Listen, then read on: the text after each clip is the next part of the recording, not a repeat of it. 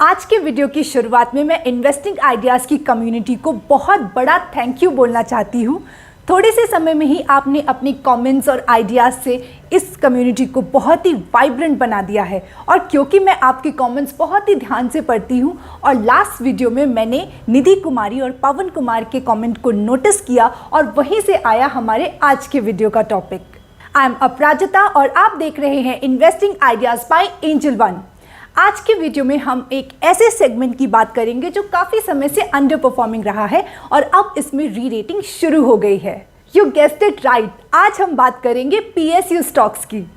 आगे बढ़ने से पहले please don't forget to subscribe to our channel अगर आपने ऑलरेडी नहीं किया है and hit the bell icon जैसे कि आपको सारे न्यू वीडियोज़ के नोटिफिकेशंस मिलते रहे।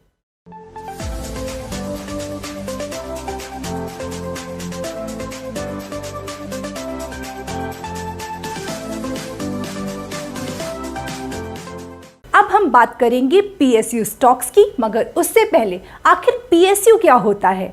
बहुत ही शॉर्ट में समझाऊं तो PSU का मतलब हुआ पब्लिक सेक्टर अंडरटेकिंग्स। ये गवर्नमेंट ओन्ड एंटिटीज़ होती हैं जो कि हमारे देश के इंडस्ट्रियल बेस को बढ़ाने के लिए काफ़ी ज़्यादा ज़रूरी है।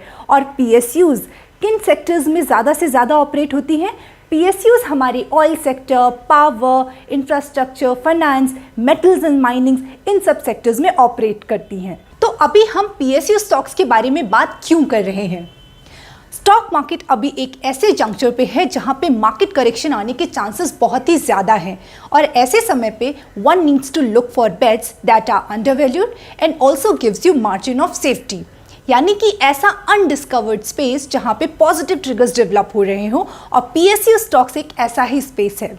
अगर हम डेटा देखें तो more than 90% PSU stocks are trading below their all time high levels.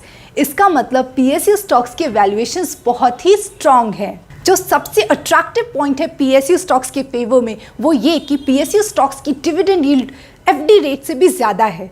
तो अगर आप स्टेट बैंक ऑफ इंडिया की 1 ईयर FD रेट को देखें तो वो 4% है for general public and 4.9% for senior citizens. और अगर हम निफ्टी PSE इंडेक्स की डिविडेंड यील्ड देखें तो वो मोर देन 5% है।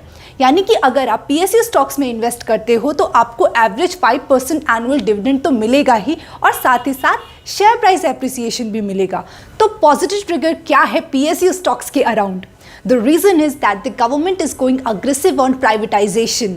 It is selling Air India to Tatas and it is also looking at divesting its stake in BPCL and IDBI Bank and Concor. अब कितना स्टेक सेल हो पाएगा ये तो नहीं पता, मगर गवर्नमेंट को रिसोर्सेज की ज़रूरत है और स्टेक सेल एक बेस्ट ऑप्शन है, specially because stock market is on the upside. 50 से भी ज़्यादा PSU स्टॉक्स लिस्टेड है स्टॉक मार्केट में, तो आखिर कहाँ इन्वेस्ट करें? इसके लिए आप निफ्टी PSE इंडेक्स के स्टॉक्स को ट्रैक करें और ये देखें कि किन किन स्टॉक्स की वेटेजेस ज़्यादा है इस इंडेक्स में और किन किन स्टॉक्स का डिविडेंड यील्ड अट्रैक्टिव है। तो NTPC, ONGC, IOC and Coal India की काफ़ी वेटेज है निफ्टी PSE इंडेक्स में। और अगर कोल इंडिया की बात करें तो इसका डिविडेंड यील्ड तो मोर देन 8% है और coal India stock is trading more than 50% below its all time high levels. तो आप इस तरह से चूज़ कर सकते हैं कि आखिर आपको किस PSU स्टॉक में इन्वेस्ट करना है। और अगर आप डायरेक्टली स्टॉक्स में इन्वेस्ट नहीं करना चाहते हैं तो आप CPSE ETF खरीद सकते हैं या निफ्टी PSU BZ ETFs भी खरीद सकते हैं।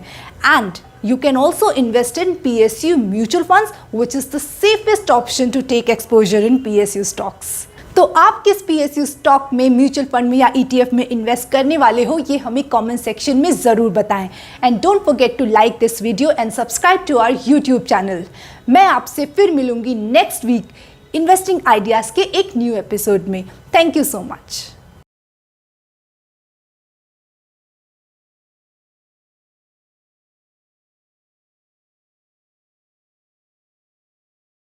Investments in securities market are subject to market risks. Read all the related documents carefully before investing.